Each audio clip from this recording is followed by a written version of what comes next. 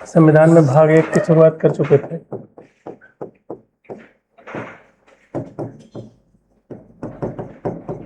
Part 1 में deal करता है अनुच्छेद कौन कौन से, तो इसमें अनुच्छेद है 1 से लेकर के 4 तक है। विषय क्या क्या है, तो विषय है संघ तथा उसका क्षेत्र।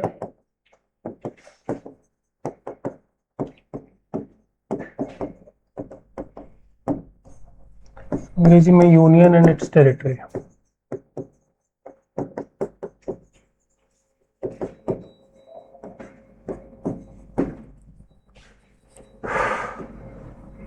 इसमें कल हम लोगों ने आर्टिकल्स बस ऐसे ही लिख लिया था ताकि आप लोग नोट्स में मेंटेन कर लें। आर्टिकल्स लिख लिया था, उन्हीं को समझना है कि इन सब चीजों को कैसे डील करना है।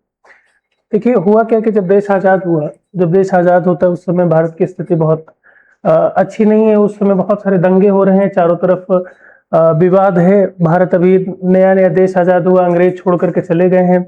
भारत में जो हमने पढ़ा था कि कैबिनेट मिशन एक आया था। कैबिनेट मिशन कब आया था?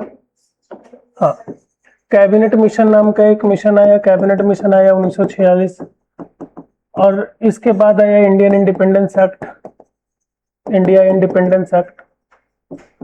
इन दोनों ने क्या किया, एक प्रावधान रखा 1946 में या 1947 में आया। इन दोनों ने क्या रखा, एक प्रावधान रखा। इंडियन इंडिपेंडेंस एक्ट ने कहा कि 2 राष्ट्र बनेंगे, 2 डोमिनियन बनेंगे, एक का नाम है इंडिया और एक का नाम है पाकिस्तान। और बीच में जो प्रिंसली स्टेट्स थे, जो राजवाड़े थे, प्रिंसली स्टेट्स थे, राजवाड़े थे यानी प्रिंसली स्टेट्स थे, इनके पास एक चॉइस रख दी गई। प्रिंसली स्टेट्स के पास एक चॉइस रख दी गई कि आप चाहें तो इंडिया को ज्वाइन करिए या चाहे तो पाकिस्तान को ज्वाइन करिए।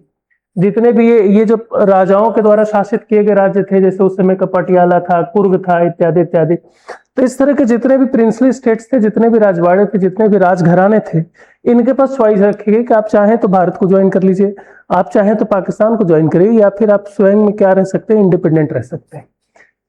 ठीक, या तो आप भारत को ज्वाइन करिए या पाकिस्तान को ज्वाइन करिए, या स्वयं में क्या कर सकते हैं, इंडिपेंडेंट रह सकते हैं। उठा लीजिए। तो ये स्वयं में इंडिपेंडेंट रहने के लिए आजाद थे। तो ये 3 तरह से, एक तरह से बनाया गया। अब ऐसे में भारत का जब आजाद भारत का अंग्रेज 1947 में चले जाते हैं, 1947 में चले जाते हैं, तो भारत के आगे एक चुनौती आई कि अपने राज्यों को किस तरह से व्यवस्थित करें, किस तरह से राज्यों को व्यवस्थित करें। तो टेम्पररली भारत ने क्या किया, टेम्पररली भारत के संविधान ने राज्यों को 4 प्रकार से बांट दिया। टेम्पररली 4 प्रकार से हमने बांट दिया। ग्रुप ए स्टेट्स बनाया, समूह ए बनाया, समूह बी बनाया। 4 ग्रुप में हमने सभी स्टेट्स को बांट दिया। और लिटरली तब के स्टेट्स ऐसे ही थे, ग्रुप ए वाले स्टेट्स हैं, ग्रुप बी वाले स्टेट्स हैं, ग्रुप सी वाले स्टेट्स थे। 4 तरह से हमने स्टेट्स को बांट दिया। और ग्रुप डी, 4 तरह से स्टेट्स को बांट दिया। ये कौन कौन थे?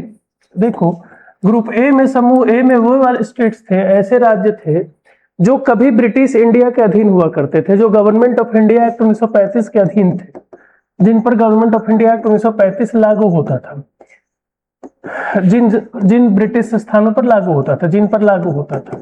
तो ऐसे लोग जो कुल मिलाकर के सीधी सी बात इतना कहिए कि जो ब्रिटेन के अधीन था, भारत में जो ब्रिटेन का शासन था, तो भारत का वह भूभाग, वह इंडियन टेरिटरी जो ब्रिटेन के अधीन था, इंग्लैंड के अधीन था, गुलाम था, वो किस में आया था? ग्रुप ए में आया था। ठीक, तो पहले ग्रुप ए में ये रखा गया जिस पर अंग्रेजों का शासन कभी भारत में हुआ करता था। मैसूर था, बंगाल था, इत्यादि इत्यादि, ऐसे बहुत सारे राज्य थे तो जिन पर अंग्रेजों का अधीन था, जिन पर ब्रिटिश इंडिया जिसको कहते थे, वो रखे गए किसमें? ग्रुप ए में। ग्रुप बी में ऐसे स्टेट्स रखे गए जो कुछ बड़े स्टेट्स थे, लार्ज प्रिंसली स्टेट्स थे, लार्ज प्रिंसली स्टेट्स थे जो भारत में शामिल हुए। बड़े थे, जैसे जम्मू कश्मीर था, हैदराबाद था, जूनागढ़ था। तो ये जो बड़े बड़े राज्य थे, जो बड़े बड़े राजघराने थे जो भारत में शामिल हुए, किन प्रकार इन कैसे शामिल हुए वो तो अलग बात है, पर ये इनको भारत में शामिल किया गया। तो ग्रुप बी में वो रखे गए जो बड़े राज्य थे, बड़े राजवाड़े थे, जैसे जम्मू कश्मीर, हैदराबाद को ग्रुप बी में रखा गया। ऐसे ही जो स्मॉल वाले थे, जो स्मॉल प्रिंसली स्टेट्स थे, जो छोटे प्रिंसली स्टेट्स थे, उनको रखा गया किसमें? ग्रुप सी में। जो छोटे प्रिंसली स्टेट्स थे उनको रखा है ग्रुप सी में, जैसे कुर्ग था, अजमेर रहा होगा, पटियाला रहा होगा, ऐसे कुछ छोटे मोटे स्टेट्स थे, इनको क्या किया गया? इसमें रखा गया। ठीक, तो देखो 3 भाग बटे। पहला वाला जिस पर ब्रिटेन का शासन डायरेक्ट हुआ करता था भारत में, वो किस में रख दिए गए? ग्रुप ए में। ग्रुप बी में कौन है? तो बड़े भूभाग, बड़े राजवाड़े, बड़े राज्य जो कभी राजाओं के अधीन शासन में थे पर बाद में भारत को ज्वाइन करते हैं, वो आगे ग्रुप बी में। छोटे राज्य जो भारत के अधीन आए, राजवाड़ों के शासन हुआ करता था, वो आए ग्रुप सी में। और ग्रुप डी में रखा गया ऐसे जगह को जो दूसरे विदेशी ताकतों के अधीन था, जैसे पुर्तगीज के अधीन कुछ रहा होगा, पुर्तगीज के अधीन रखा गया। जैसे गोवा है, गोवा बहुत दिन तक के किसके अधीन था? पुर्तगाल के अधीन था।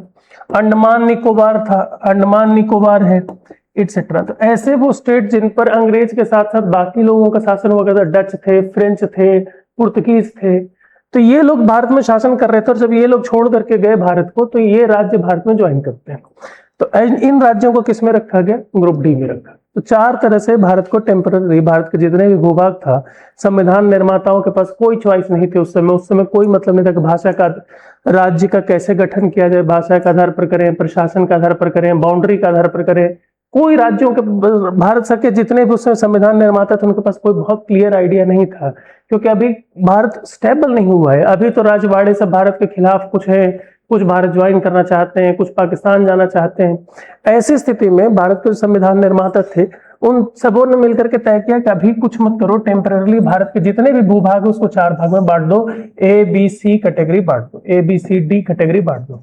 ए वाले में वो राज्य रखे गए जो ब्रिटेन के अधीन थे कभी, बी वाले में वे भूभाग रखे गए जो बड़े राजवाड़े थे लेकिन बाद में भारत को ज्वाइन करते हैं, ग्रुप सी में वे रखे गए जो छोटे राजवाड़े थे पर भारत को ज्वाइन करते हैं, और ग्रुप डी में वे रखे गए जो अंग्रेजों के अधीन नहीं थे, बाकी किसी के अधीन थे, और जो छोड़ करके चले गए थे वो किस में आ गए? ग्रुप सी में आ गए। तो इस तरह से कुल मिला ग्रुप डी में आ गए। तो इस तरह से चार कैटेगरी हमने बांट दिया राज्यों का। पर जाहिर सी बात, ये टेम्पररी कैटेगरी था, ज्यादा दिन चलने वाला तो था नहीं। धीरे धीरे भारत जब आजाद होता है तो 1948-49 आते आते भारत, हाँ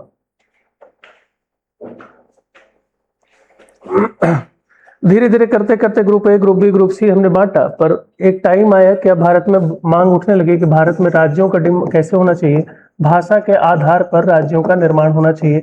लिंग्विस्टिक बेसिस पर भारत में राज्यों का डिमांड उठना शुरू हो गया। बहुत सारे लोग अपने लिंग्विस्टिक बेसिस पे, क्योंकि इससे हुआ क्या, जब इस तरह से आप कैटेगराइज कर रहे थे, हो क्या रहा था इसमें कि देखिए, आज का जो महाराष्ट्र है, ये मराठा वाले हैं, ये मराठी बोलने वाले लोग हैं, ये मराठी भाषा वाले लोग हैं। और इस महाराष्ट्र में गुजरात को भी मर्ज कर दिया गया था। गुजरात और महाराष्ट्र दोनों एक साथ थे जो गुजराती बोलते थे, और इन सबको एक साथ हमने बोला, बॉम्बे बोला था, याद है? बॉम्बे प्रांत हुआ करता था अंग्रेजों के अधीन, तो बॉम्बे प्रांत हुआ करता था अंग्रेजों के अधीन। तो ये जो ग्रुप ए में बॉम्बे टाइप चीज रखे गए, जिसमें महाराष्ट्र और गुजरात दोनों मिक्सअप है, आज का महाराष्ट्र और आज का गुजरात दोनों मिला करके बनता था बॉम्बे, जिसमें दो तरह के मुख्यतः भाषी लोग थे, मराठी भाषी लोग थे और गुजराती भाषी लोग थे। तो इनके बीच में आपस में मतभेद होने लगा, सभ्यता, संस्कृति और भाषा के मतभेद के कारण इनके बीच आपस में मतभेद होना शुरू हुआ।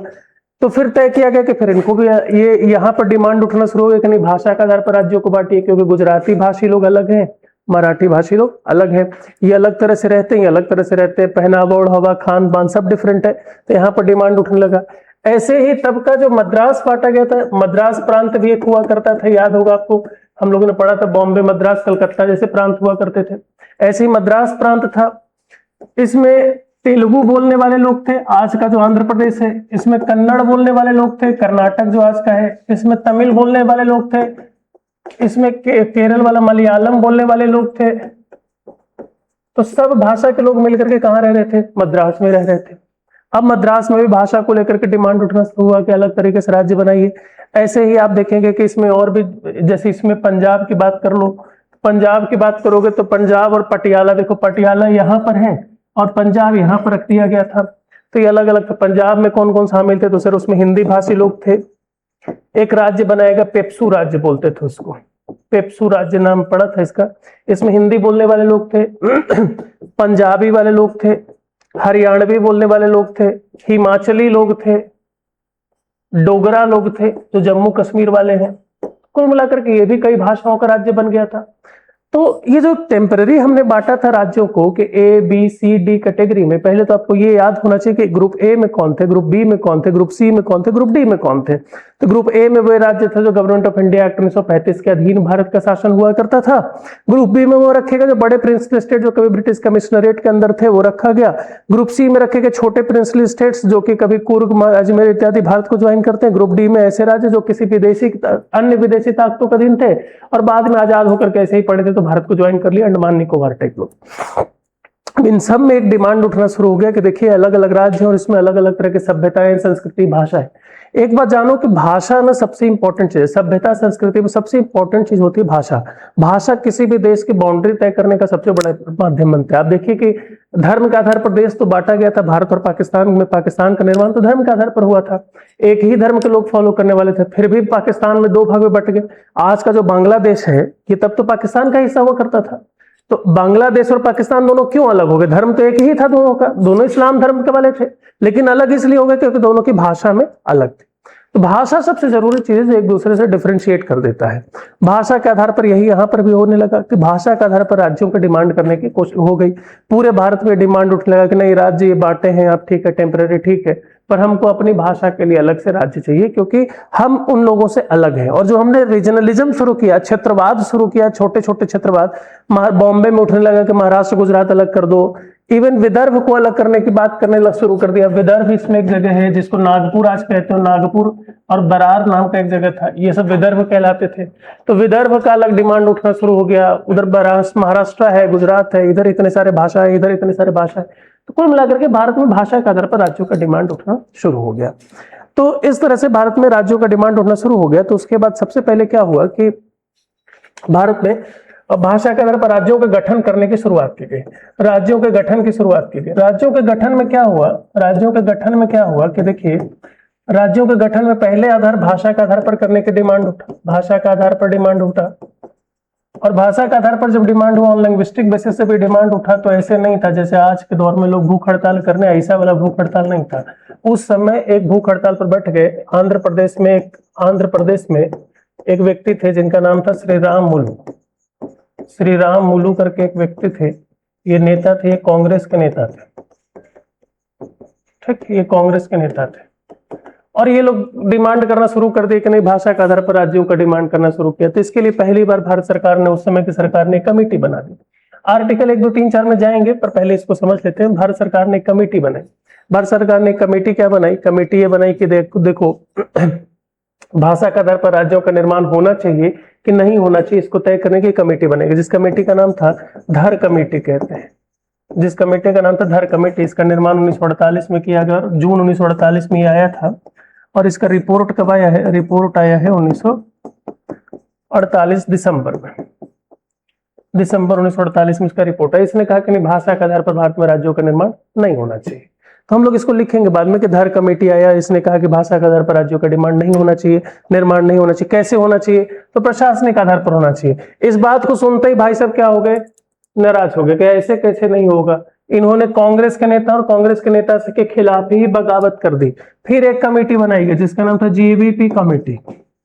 जेबीपी कमेटी में कौन थे? जवाहर वल्लभ और पट्टाभी सीतारामैया। जवाहरलाल नेहरू, वल्लभ भाई पटेल और पट्टाभी सीतारामैया, कांग्रेस के 3 बड़े नेता। इन तीनों के नाम पर एक कमेटी बनाई। इन तीनों के कमेटी बनाई जिसकी अध्यक्षता कौन कर रहे थे? जवाहरलाल नेहरू कर रहे थे। एक कमेटी बनाई गई। इस कमेटी का निर्माण भी कब किया गया? 1948 में। और इस कमेटी ने भी रिपोर्ट कब दे दिया? 1949 में। इस कमेटी के रिपोर्ट के अनुसार भी इसने भी क्या किया? रिजेक्ट कर दिया कि भाषा के आधार पर राज्यों का डिमांड नहीं होना चाहिए। किस आधार पर होना चाहिए? प्रशासन के आधार पर। भाई सब फिर नाराज हो गए। अब ये बैठ गए किस पे? भूख हड़ताल पर। श्री राम आमरण अनशन पर बैठ गए। जैसे अभी वाले कुछ लोग बैठे थे ऐसे ही आमरण अनशन पर बैठ गए और 56 दिन तक के फास्ट रह गए। और 56वें दिन इनकी हो गई मृत्यु। इनको लगा था कि फास्ट रहेंगे तो कोई ना कोई तो मना ही देगा, वीडियो कॉल पर शायद जूस पिला देंगे ये लोग। तब वीडियो कॉल था ही नहीं। भाई साहब हो गए डेथ, भाई साहब मर गए। अब ये जब मर गए, कांग्रेस का नेता ही मर गया और कांग्रेस की सरकार, इस देश में कांग्रेस पर होने लगा बड़ा डिमांड, कांग्रेस पर होने लगा दबाव। इस दबाव में आकर के सरकार एक कमेटी बनाती है। जो सबसे इंपॉर्टेंट वहां से सवाल आपको पूछा जाएगा, तो वह एक कमेटी बनाएगी जिसका नाम था state reorganisation committee. State reorganisation committee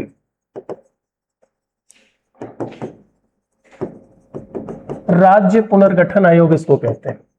राज्य पुनर्गठन आयोग बनाया गया, और ये बहुत बाद में बनाया गया। ये बनाया गया 1955 में। इसका रिपोर्ट भी आता है कब, 1955 में आ जाता है रिपोर्ट, पर इसको लागू कब किया गया, तो लागू किया गया है 1956 में। इसकी कहानी हम पढ़ेंगे, इसकी कहानी पढ़ेंगे। ये सब इसलिए मैं पढ़ा रहा हूं, ये सब इसलिए बता रहा हूं कि राज्य बन कैसे रहे थे। तो राज्य बनने का पहला आधार तो group A, group B, group C था।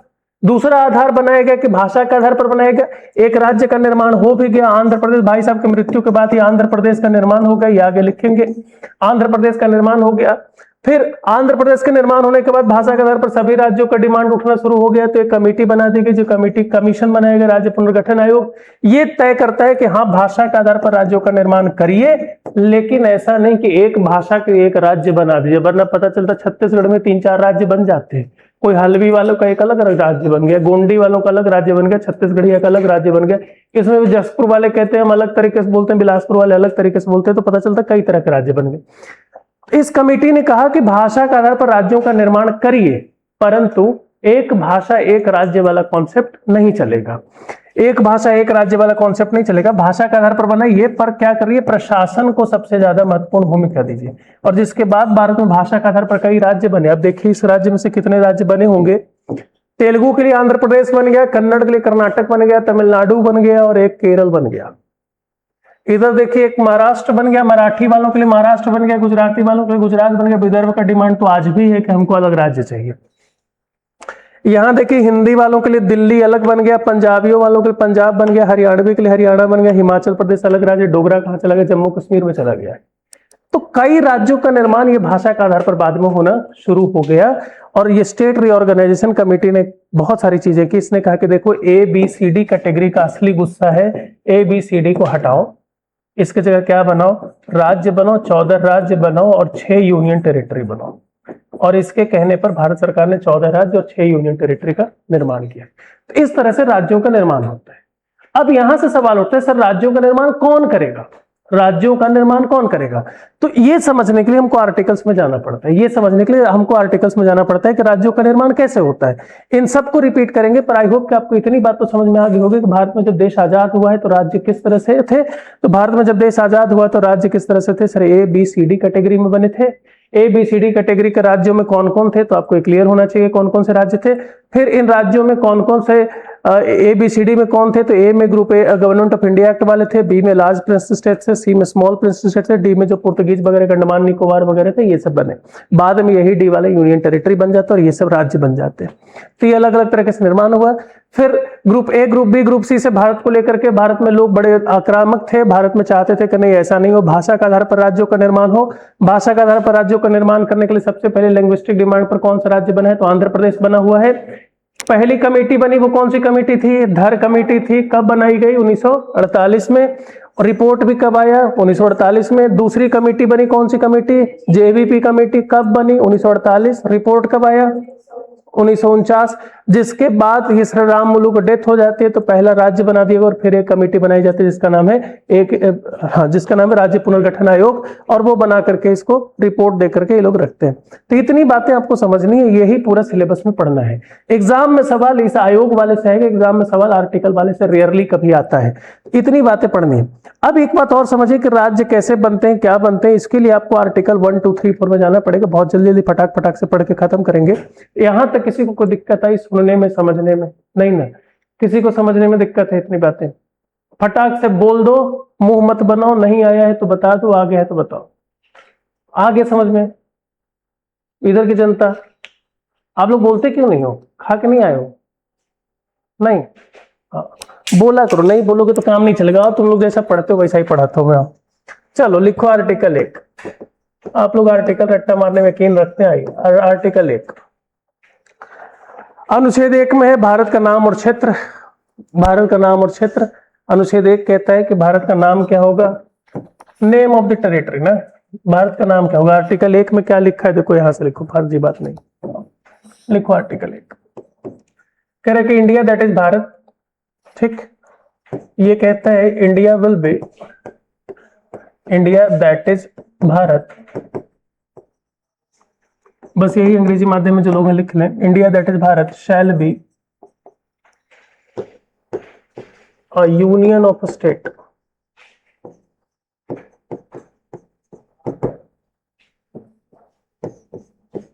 इंडिया जिसका नाम भारत है,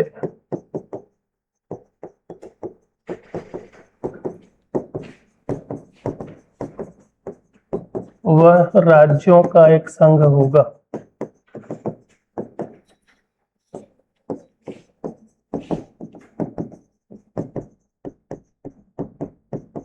वह राज्यों का क्या होगा? एक संघ होगा।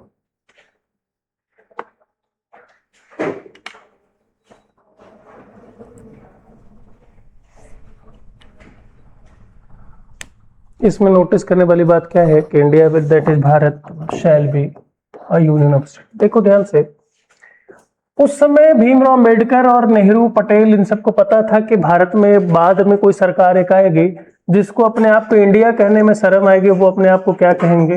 भारत कहेंगे। अब अक्सर ये बहस पिछले कुछ दिनों में छिड़ गया था, जब 2024 का भी चुनाव था। उस समय भारत में लोग, अगर आप न्यूज़पेपर पढ़ते होंगे, ये न्यूज सुनते होंगे, तो वर्तमान सरकार के लोग अपने आप को इंडिया कहने से नाराज हो रहे थे। कहते इंडिया नहीं है, हम लोग क्या है? भारत के लोग हैं, इंडिया के लोग नहीं है। भारत हमारा ओरिजिनल नाम है, इंडिया तो किसी और का नाम दिया हुआ, इत्यादि इत्यादि। संविधान निर्माताओं को यह पता था कि नाम को लेकर के भारत में कंफ्यूजन होगी, क्योंकि कुछ लोग कहेंगे कि आर्यावर्त है, कुछ लोग कहेंगे कि जम्मू द्वीप है, कुछ लोग कहेंगे कि नहीं हिंदुस्तान है, कुछ लोग कहेंगे इंडिया है, कुछ लोग कहेंगे कि भारत है। संविधान निर्माताओं को पता। आप लोग कभी पूजा पाठ में संकल्प लेते देखे हो? पंडित जी लोग पूजा वूजा कराते देखे हो? ऐसा जो लेकर के करते हैं, दक्षिणा उक्षिणा लेकर के, उसमें क्या बोलते हैं? कभी सुने हो? वो भाषा सुनना, अगली बार से गौर करना, क्या बोलेंगे वो? कहेंगे कि आर्यावर्ते भारत वर्षे भरत खंडे। कभी सुने हो ये सब? आप कभी सुनना, पूजा पाठ करते टाइम संकल्प लोगे। अभी तो सावन चल ही रहा, सोमवार को पूजा करते ही होगे, करोगे तो पंडित जी को जाकर के दक्षिणा देना, कहना कि हमको थोड़ा संकल्प दिलवा दीजिए। वो संकल्प दिलवाने में यही करेंगे, भारत वर्षे भरत खंडे आर्यावर्ते, बहुत सारी बातें बोल देंगे, इतने सारे नाम हैं। तो मैं ये कहना चाह रहा हूं कि संविधान निर्माताओं को यह पता था कि भारत में जो सभ्यता है, संस्कृति है, वह कई नामों को लेकर के। तो उनको ये मालूम था कि कभी न कभी भारत के लोग अपने नाम को लेकर के झगड़ेंगे कि ये इंडिया है कि भारत है कि आर्यावर्त है कि हिंदुस्तान है। सो बहुत क्लियरली उन्होंने मेंशन कर दिया कि भारत का नाम चाहे कुछ भी आप शास्त्रों में रखें, पर संविधान के अनुसार तो भारत का नाम क्या है? इंडिया और भारत है। यानी कि भारत के संघ का नाम दो है, इंडिया है और वही भारत है। प्रिफरेबली उन्होंने क्या रखा है? इंडिया है वही भारत है। इसके अलावा जो आर्यावर्त, हिंदुस्तान, दुनिया, तमाम आप नाम पढ़ते वो जपते रहिए, पर संविधान ने क्या रखा है कि दोनों नाम रखा है। अब कोई अभी जो बहस हो रही थी कि भारत का नाम इंडिया है कि भारत है, तो नहीं सर, भारत का नाम इंडिया और भारत दोनों है। संविधान ने दोनों नाम रखा हुआ है। हम अपने आप को इंडिया भी कह सकते हैं, हम अपने आप को भारत भी कह सकते हैं। अभी कुछ दिन पहले सरकार में यह बहस चल रही थी कि भारत का नाम, इंडिया का नाम बदल करके भारत कर दिया जाए, इंडिया को हटा दिया जाए, इंडिया तो विदेशों का दिया हुआ नाम है, ऐसा वो कह रहे थे। तो ऐसा कह करके उन्होंने तर्क दे करके खुद ही अपने पैर कुल्हाड़ी मार दिया। बाद में लोगों ने याद दिला दिया कि फिर जो तुम अपने आप को हिंदू कह रहे हो, हिंदू भी तो विदेशों का दिया हुआ नाम है, तुम अपना नाम क्या बदल लोगे? हिंदू भी तो विदेशों का नाम दिया हुआ है। जब विदेश के लोग भारत में आए, जब लोग यूनान से और बाकी जगह से आए, जब वो सिंधु नदी को क्रॉस करते हैं, तो सिंधु नदी के इधर रहने वाले लोगों को उन्होंने हिंदू कहा। सिंधु से ही नाम बन करके क्या आ गया है? हिंदू आ गया है। सिंधु से वो इंडस करते हैं, इंडस से क्या आ जाता है? सिंधु आ जाता है, हिंदू आ जाता है। आप इंडस वैली पढ़ते हैं ना, इंडस वैली पढ़ते, तो इंडस नाम कैसे पड़ा है? वो सिंधु नदी के किनारे था, इसलिए इंडू पड़ा, और इंडस से क्या हो गया है? हम हिंदू बन गए। तो जब लोग, सरकार एक तर्क दी कि इंडिया तो विदेशियों का दिया हुआ नाम है, तो पहला पूछा गया कि आप अपने आप का नाम बदलेंगे क्या? आप तो हिंदू लिखते हैं, ये भी तो आपको विदेश का दिया हुआ नाम है। फिर सरकार ने जिद छोड़ दी कि नहीं, इंडिया दैट इज भारत। तो अम्बेडकर को बहुत पहले से पता था कि इस देश में बहुत बुद्धिमान लोग आएंगे और वो नाम बदलने की कोशिश करेंगे। तो उसने क्लियरली लिख दिया कि इंडिया दैट इज भारत, ये आर्टिकल 1 कहता है। फिर कहता है कि will be union of states, राज्यों का संघ होगा, राज्यों का संघ होगा। ये क्लियर करना भी बहुत जरूरी था। क्यों? अगर आपको याद हो तो 1935 वाले अधिनियम ने क्या कहा था कि भारत राज्यों का क्या होगा? महासंघ होगा, ऑल इंडिया फेडरेशन बनाएंगे, अखिल भारतीय महासंघ का निर्माण करेंगे। किसने कहा था? 1935 वाले ने कहा था। याद रखिए, संघ या महासंघ, ये संघ महासंघ है। ये एक और नाम देखिए आप, कभी अमेरिका का पूरा नाम क्या है? यूएसए का पूरा नाम क्या है? यूनाइटेड स्टेट्स ऑफ अमेरिका, ऐसा ही कुछ नाम है क्या? इसका मतलब है कि अमेरिका के कई स्टेट्स आपस में यूनाइटेड हुए हैं और इसलिए एक राज्य, एक देश बना जिसका नाम है यूनाइटेड स्टेट्स ऑफ अमेरिका। यही मतलब है ना? एकदम बेसिक से समझना। आप सब हाँ हूं करोगे तभी पता जाएगा, मुंह देखोगे तो पता, मैं नहीं बताऊंगा, एकदम ध्यान से बताना। यूनाइटेड स्टेट्स का मतलब हिंदी में तो यही हुआ ना कि अमेरिका के कई स्टेट्स मिलकर के यूनाइट हुए होंगे तो क्या बन गया होगा, United states of India. UAE का पूरा नाम क्या है?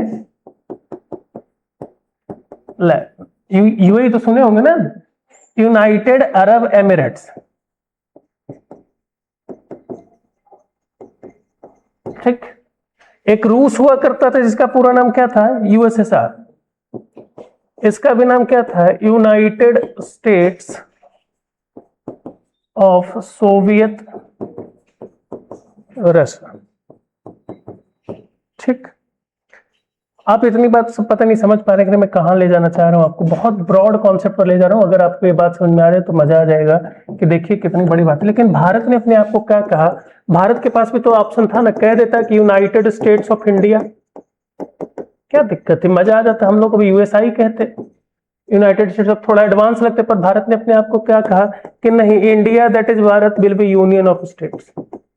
We didn't choose the term united. सबने, पूरी दुनिया ने यूनाइटेड शब्द लिया, पर हमने यूनाइटेड शब्द नहीं लिया। हमने क्या लिया हुआ है? What is the difference? क्यों नहीं लिया? पूरी दुनिया में तो यही प्रथा में आ रही थी, चलन में तो यही था। हमने अपने आप को यूनियन कहा, यूनाइटेड नहीं कहा। रीजन इज कि इन सभी राज्यों के बीच क्या है? केंद्र और राज्य के बीच समझौता होता है। केंद्र और राज्य के बीच समझौता है, और समझौता एग्रीमेंट है। और समझौता ऐसा है कि राज्यों का अगर केंद्र के साथ मन नहीं लगेगा तो ये अपने आप को तोड़ करके क्या कर सकते हैं? अलग कर सकते हैं। जैसे मान लो कि अमेरिका का कोई एक स्टेट है, अमेरिका को कोई स्टेट है, लॉस एंजल्स का नाम रख लेते हैं। आप लोग हॉलीवुड की मूवी देखते हैं, यहीं से बनती है। लॉस एंजल्स का नाम रख लेते हैं। लॉस एंजल्स अमेरिका का एक स्टेट है। इसका जिस दिन मन होगा कहेगा अमेरिका भाई तुम्हारे साथ मन नहीं लग रहा, मैं चल रहा हूं, अलग हो जाएगा। जितने भी यूनाइटेड नाम वाले हैं इन संघ में, इन सभी संघ में या अखिल भारतीय महासंघ बनता तो इन सभी संघ में राज्यों के पास ये हक होता, अधिकार होता है कि वह केंद्र से संबंध विच्छेद करके कभी भी अलग हो सकते हैं। They can separated from the centre, कभी भी वो अलग हो सकते हैं अपनी मर्जी से। अब जरा भारत में बात कर ले, क्या छत्तीसगढ़ को अधिकार है क्या कि भारत से अलग हो जाए अपने आप से? क्या बिहार को अधिकार है? नहीं। अच्छा चलो ये सब तो बीच वाले स्टेट है, बॉर्डर वाले। क्या जम्मू कश्मीर को अधिकार है क्या? नहीं सर। जब राज्यों के पास यह अधिकार नहीं हो कि वह केंद्र से अलग हो जाए, अर्थात राज्य और केंद्र के बीच कोई समझौता नहीं है बल्कि स्वेच्छा से एक दूसरे में ज्वाइन करते हैं, तो कौन सा टर्म इस्तेमाल करते हैं? दिस इज वाई संविधान निर्माताओं ने क्या लिखा है? India shall be a union of states. यह राज्यों का संघ होगा, न कि राज्यों का यूनाइटेड होगा। क्लियर? सो भारत में जो संघ है, भारत में संघ की प्रवृत्ति कैसी है? तो भारत के राज्य स्वेच्छा से भारत के संघ में शामिल हुए हैं और वह उससे अलग नहीं हो सकते हैं। और इसीलिए संविधान निर्माताओं ने, अगर आपकी अंग्रेजी ठीक ठाक, और मैं हालांकि इस क्लास में पहले भी बता चुका हूं कि उन्होंने जो टर्म यूज किया, यहां पर लिखा था राज्यों का होगा, होगा भैया फ्यूचर टेंस होता है। फ्यूचर टेंस में शब्द विल भी तो यूज कर सकते थे, पर उन्हें विल भी नहीं यूज किया। क्या यूज किया है? Shall be. मीन्स कि जो राज्यों का संघ होगा और यही होगा, इसके अलावा कोई दूसरा ऑप्शन नहीं होगा। मीन्स कि राज्य कभी भी भूतो न भविष्यति अलग नहीं हो सकता। विल बी का मतलब होता है कि कंफर्म नहीं होना। जैसे मुझसे पूछो कि सर आज आएंगे क्या? आई विल बी कमिंग, मैं आ रहा हूंगा। बट सर आएंगे क्या? आई शैल बी देयर, मैं वहां होऊंगा, तुम पहुंचो मैं वहीं पर मिलूंगा। मीन्स क्या होगा? आई शैल बी। पक्की बात है कि मैं पहुंचूंगा तो शैल भी यूज करूंगा। अगर पक्की बात है 1% भी इधर उधर है तो क्या बोलूंगा? विल भी बोलूंगा। जैसे मैं अंदर बैठा हूं, मुझसे पूछो बाहर बारिश हो रही तो मैं क्या बोलूंगा? विल भी, कि हो सकता है ये रात शाम में बारिश होगी, मुझे क्या पता, ये तो बारिश का मैं प्रेडिक्ट थोड़ी कर सकता हूं। लेकिन कोई पूछे मेरे से कि तुमको भूख लगेगी क्या, तो मैं कहूँ शैल भी, भूख तो लगेगी ही लगेगी, मुझे मालूम है कि नहीं? तो जहां कन्फर्म हो जाए, पक्की बात है, वहां क्या इस्तेमाल करते हैं? संविधान निर्माताओं ने कौन सा शब्द इस्तेमाल किया है? Shall be. तो आप चाहे हिंदी माध्यम हो चाहे अंग्रेजी माध्यम हो, आपको दोनों लाइन लिखना चाहिए। होगा का मतलब विल भी नहीं है, यहाँ होगा का मतलब क्या है? शैल बी है। और कैसा है? Union of states. आप एक लाइन में समझ पा रहे कितनी बातें संविधान निर्माताओं ने लिखी है? इतना है कॉन्स्टिट्यूशन। सिर्फ आर्टिकल रट्टा नहीं मारो, उसके एक एक लाइन, एक एक शब्द में बहुत कुछ छुपा हुआ है। अगर आप इंटरेस्ट लेंगे तो इतने डेप्थ में जाएंगे, नहीं लेंगे तो मैं नहीं जाऊंगा, एकदम सीधी बात है। पहले तो अंग्रेजी छाप लीजिए, फिर मैं एक लाइन लिखवा देता हूं।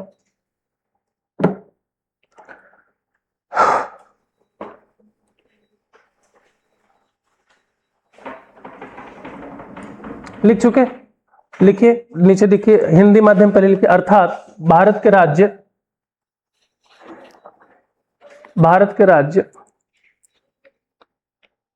भारत के संघ में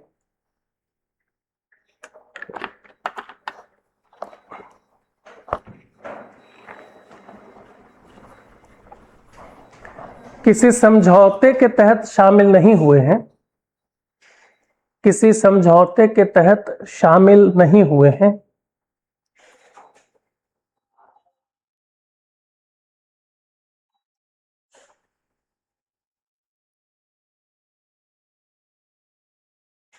और वे नहीं हुए हैं और वे भारत के संघ से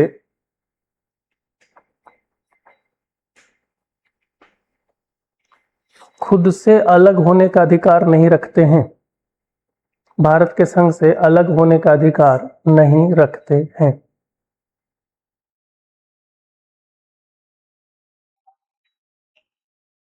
नहीं रखते हैं।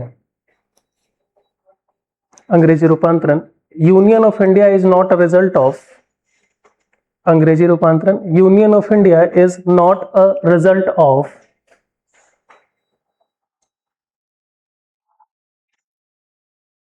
Union of India is not a result of any agreement between states and the center, result of any agreement between the states and the center,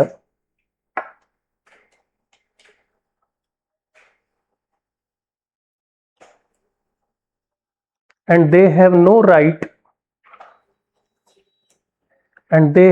right to detach themselves, they have no rights to detach themselves from the union,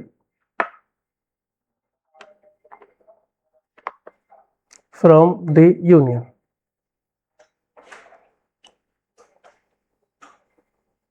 ठीक, तो ये article 1 इतनी सारी बातें कहता है। अब जरा सा पढ़ लेते हैं। लिखा यही था कि भारत अर्थात इंडिया कहा जाएगा, भारत राज्यों का संघ है, भारत का क्षेत्र राज्य के शासित प्रदेश से मिलकर बना है, भारत का क्षेत्र संसद द्वारा संशोधित किया जा सकता है। ये सबसे एक और इंपॉर्टेंट बात यह है कि भारत के राज्य क्षेत्र में बदलाव करने का अधिकार किसके पास है? सिर्फ और सिर्फ संसद के द्वारा है। राज्य को खुद की सीमा में बदलाव करने का अधिकार नहीं। अगर छत्तीसगढ़ वाले चाहें कि मान लो कि छत्तीसगढ़ है और इसका पड़ोसी राज्य उड़ीसा है, ये आपस में चाहें कि हम आपस में 2 गांव तुम हमको दे दो, 3 गांव हम तुमको दे दे, तो ये भी इनके पास अधिकार नहीं है। ये अधिकार किसके पास है? संसद के पास। संसद विल डिसाइड कि कौन किसको, इनका बॉर्डर कैसे चेंज होगा, बाउंड्री कैसे चेंज होगी, ये इनके पास अपना कोई अधिकार नहीं है। सो ये सब तय कौन करता है? संसद तय कर सकता है, और किसी के पास ये पावर नहीं। संसद कैसे तय करेगा? तो संसद को तय करने के लिए इसके लिए आर्टिकल 2 रखा गया है। आर्टिकल 2 और आर्टिकल 3 में संसद को अधिकार दिया गया। नेक्स्ट है article 2,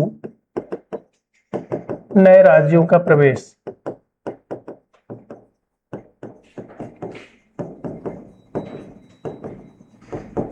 incorporation of new states.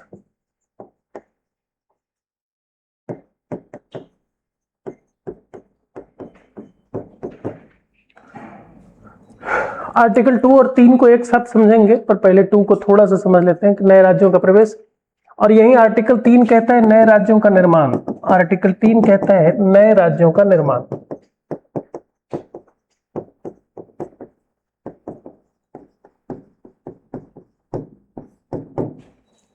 Formation of new states.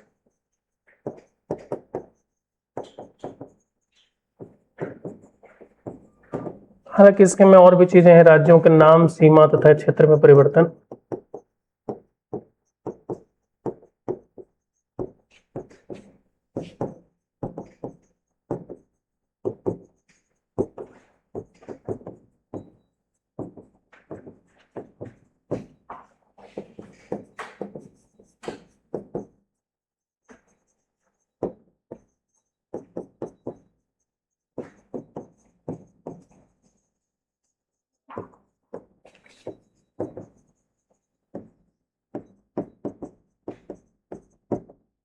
देखिए, दोनों में कुछ अंतर दिखाई पड़ रहा है। एक करे नए राज्यों का प्रवेश और एक करे नए राज्यों का निर्माण। नए राज्य से डील करने वाले दोनों आर्टिकल, आर्टिकल 2 और आर्टिकल 3, दोनों नए राज्यों के निर्माण से ही संबंधित है।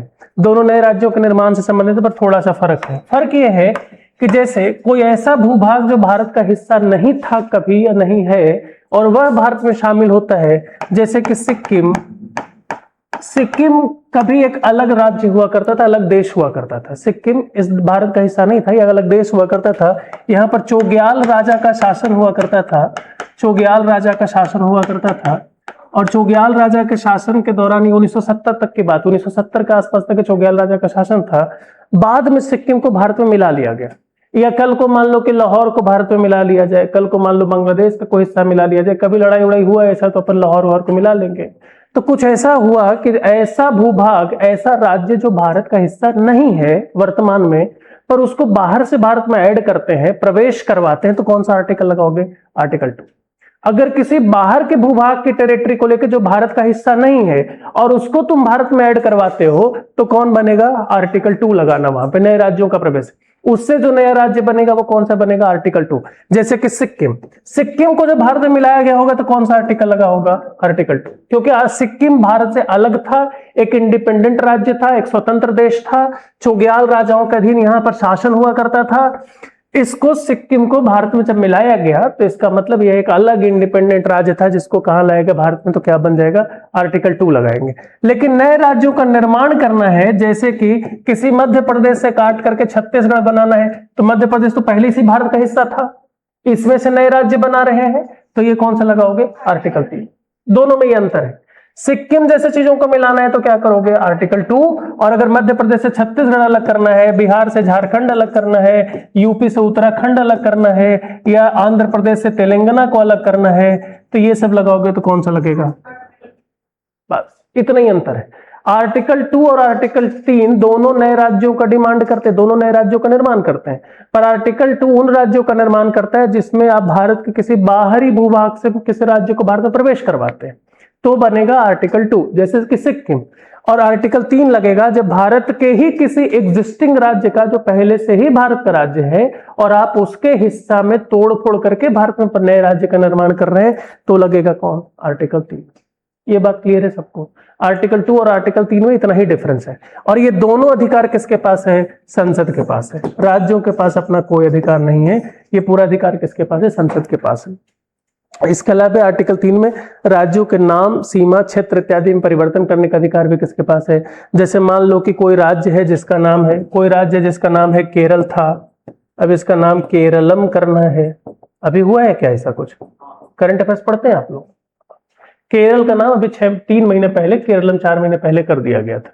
इसके पहले ये केरल था, केरल का नाम बदल के क्या कर दिया गया? केरलम। ये अधिकार केरल को नहीं है, ये अधिकार किसको है? संसद को है। कौन सा आर्टिकल लगा होगा? आर्टिकल 3, क्योंकि कह रहा आर्टिकल 3 क्या कह रहा है कि राज्यों के नाम में परिवर्तन करना है, तो कौन सा लगाएंगे? आर्टिकल 3। तो केरल के नाम में परिवर्तन करना है, केरलम बनाना था, तो कौन सा आर्टिकल 3 लगा? किसका अधिकार है? संसद का। ऐसे ही किसी उत्तरांचल का नाम बदल कर उत्तराखंड करना है तो कौन सा लगेगा? आर्टिकल 3 लगेगा। ये सब भारत में हो चुका है।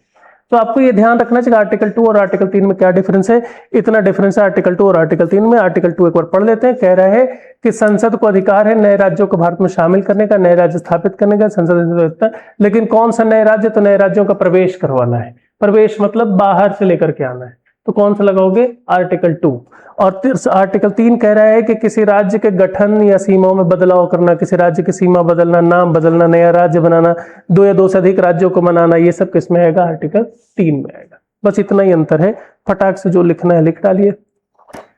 आर्टिकल 2, आर्टिकल 2 लिखिए, लिखिए आर्टिकल 2, ये लिखिए नए राज्यों का प्रवेश, इनकॉर्पोरेट।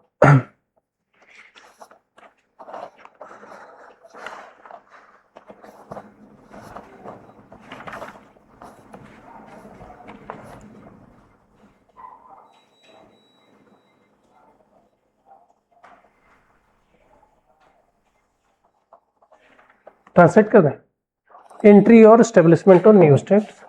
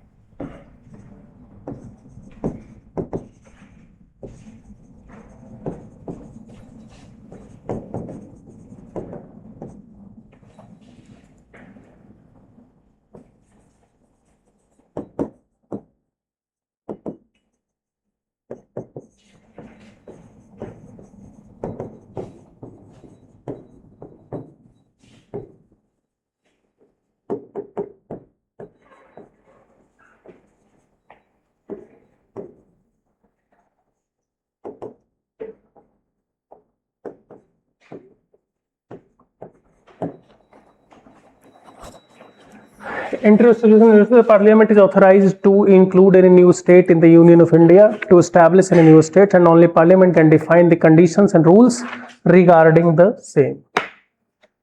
जहां पर दिक्कत है बता दीजिए. क्लियर. आर्टिकल 2 और आर्टिकल 3 में डिफरेंस बता दो भाई. सबसे पीछे क्या डिफरेंस है आर्टिकल 2 और आर्टिकल 3 में?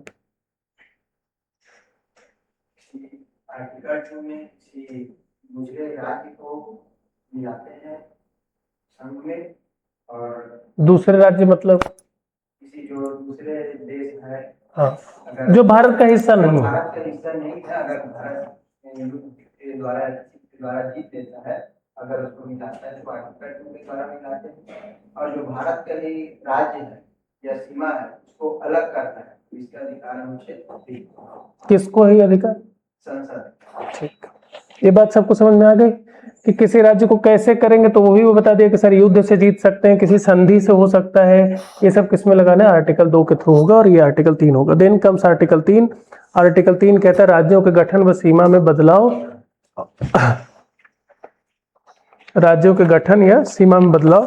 Formation of new states. अंग्रेजी रूपांतरण लिख लीजिए, मैं बोलते जा रहा हूं. Formation of new states. Formation of new states and alteration of areas, boundaries.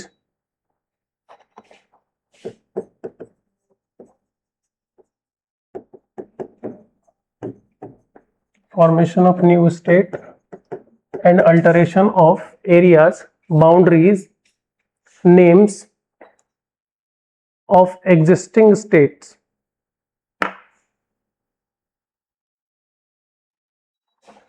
Of existing states.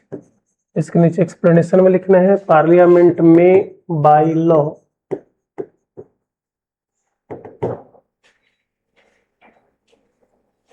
Change the boundary of any states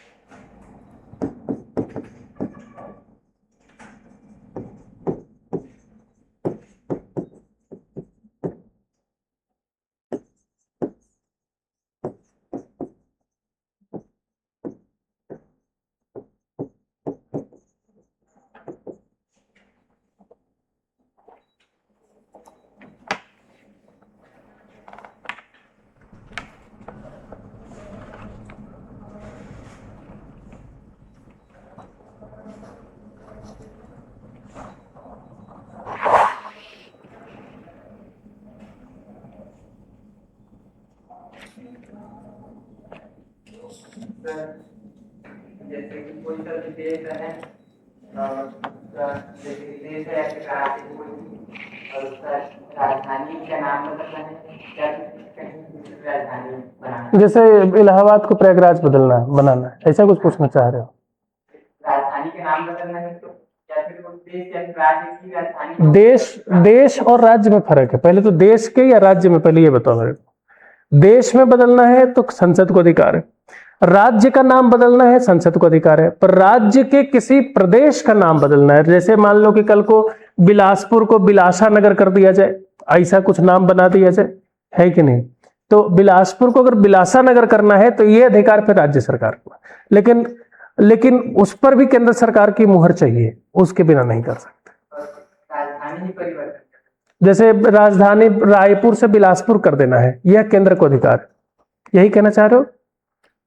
यही सवाल है ना कि राजधानी अगर रायपुर से बिलासपुर करना है तो यह अधिकार किसको है? केंद्र सरकार को है. और तुम्हारा सवाल पता नहीं तुमको मालूम भी है कि नहीं, पर कोइंसिडेंटली बहुत करंट अफेयर्स का मामला है. अभी इस एक राज्य की राजधानी फिक्स की गई है, चेंज किया गया. वह कौन सा राज्य है? आंध्र प्रदेश की राजधानी बदल दिया गया है. अमरावती को अभी 2 महीने पहले अमरावती को आंध्र प्रदेश की राजधानी घोषित किया गया. आंध्र प्रदेश की कोई राजधानी नहीं थी अभी तक. जब से तेलंगाना अलग हो गया तो हैदराबाद तो चला गया भाई.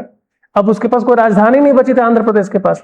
तेलंगाना का अलग हो जाने से उसके पास कोई राजधानी नहीं थी इतने सालों से. तो रिसेंटली मुश्किल से 2-2.5 महीने हुए होंगे अमरावती को आंध्र प्रदेश की राजधानी घोषित किया गया. ठीक. तो 3 राजधानी थे, नहीं 3 राजधानी बनाए गए थे इसके। आंध्र प्रदेश के 3 राजधानियां बनाई गई थी, गुंटूर भी एक बनाया गया, ये सब बनाया गया, पर ये सब टेम्पररी बनाए गए थे। अभी परमानेंट राजधानी क्या फिक्स कर दिया गया, अमरावती फिक्स किया गया है। याद रखना, ये भी याद रखना कि भारत में लेटेस्ट हाई कोर्ट की स्थापना कहां की गई है, तो अमरावती में की गई। तो कई सारे मामले हैं जो ध्यान रखना है आपको। खैर, तो राज्य की राजधानी का निर्माण करना भी किसके पास है, ये भी संसद के पास है। बहुत सारे काम है, ये इंपॉर्टेंट तो है, चलो ये तो काम की बात है। पहली बात ये बताओ, आर्टिकल 1 समझ में आया, 2, 3 समझ में आ गया। 1 क्या था, भारत का संघ का नाम तथा राज्य के नाम, कि राज्य कौन कौन से हैं, संघ कौन कौन से, यूनियन टेरिटरी कौन कौन है। यूनियन ऑफ इंडिया क्यों चुना, ये हमने सीखा कि यूनियन ऑफ इंडिया इसलिए चुना क्योंकि सर इसमें राज्य और केंद्र के बीच कोई समझौता नहीं हुआ है, और समझौता नहीं हुआ है का मतलब ये है कि राज्यों को यह अधिकार नहीं है कि वह केंद्र से खुद को डिटैच कर सके, अलग कर सके। ये आर्टिकल 1 में सीखा। आर्टिकल 2 कहता है कि नए राज्यों का प्रवेश करवाना है। कोई भी राज्य जो भारत के भूभाग का हिस्सा नहीं है, वह अगर भारत में आता है तो कौन सा यूज करेंगे, आर्टिकल 2 इस्तेमाल करेंगे। देन कम्स आर्टिकल 3, कहता है कि वह राज्य जो भारत में पहले से मौजूद है, उसके सीमा में परिवर्तन, उसके नाम में परिवर्तन, उसकी राजधानी में परिवर्तन, या उससे एक नया राज्य का ही निर्माण करना, यह किसमें आएगा, आर्टिकल 3 में आएगा। अब ये सवाल उठता है कि आर्टिकल 3 में ये सब किया कैसे जाएगा। तो देखो, ये सबसे जरूरी चीज है कि आर्टिकल 3 में किया कैसे जाएगा, और ये समझना बहुत जरूरी है। होता क्या है कि संसद में क्या हम लिखा ना कि संसद एक विधि बना करके या पार्लियामेंट में बाई लॉ ऐसा कर सकती है। तो कैसे होता है, आर्टिकल 3 में कैसे नए राज्यों का निर्माण होता है, आर्टिकल 3 में नए राज्य का निर्माण कैसे होगा। तो भाई एकदम ध्यान से समझिएगा कि क्या क्या प्रक्रिया है, कि निर्माण की प्रक्रिया क्या है। तो सबसे पहले केंद्र सरकार क्या करेगी, एक ड्राफ्ट तैयार करती है। केंद्र सरकार एक ड्राफ्ट तैयार करती है, मसौदा कहते हैं हिंदी में, मसौदा या ड्राफ्ट तैयार करते हैं।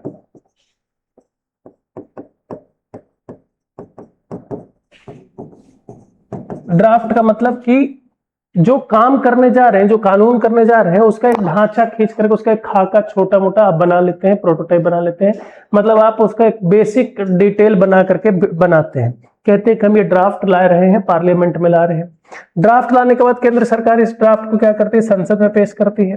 संसद में पेश करने के बाद इसको राष्ट्रपति कहाँ भेजते हैं, राष्ट्रपति से की अनुमति से ये सब होता है। तो राष्ट्रपति इस ड्राफ्ट को कहाँ भेजेंगे, इस ड्राफ्ट को भेजते हैं स्टेट के पास, राज्य के पास, स्टेट के पास भेजते हैं।